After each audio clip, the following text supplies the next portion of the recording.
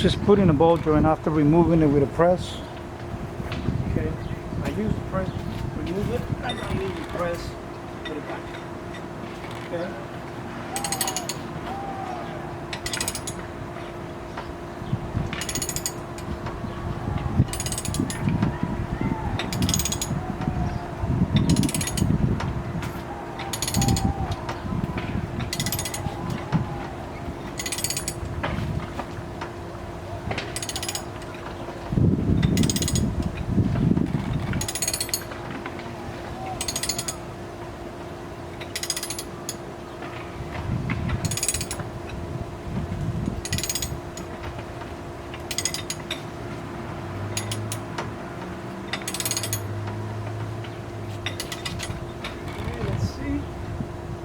Way.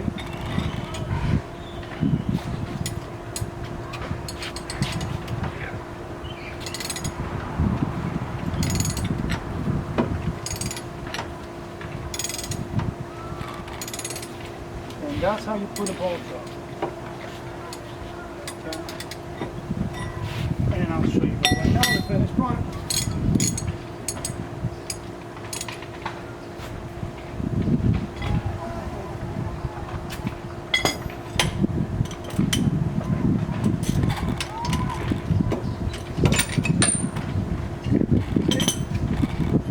Here's my press. This one here. Enough.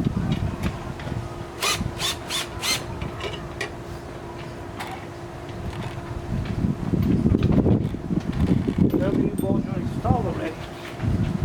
I just need to put a grease feed in and a few things here and there, but no big deal. But it's already installed. Show you guys. And like I said, I use that press to do it. See that? That press really works.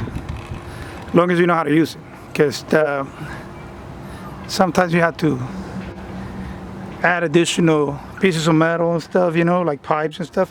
Because it doesn't come with all the necessary stuff. They say that it does, but it doesn't. Anyway, see, like this washer here, I made a hole and everything to this washer. Had a smaller hole, so I made it bigger, and I was able to use it to remove the ball joints on the top, the upper ball joints.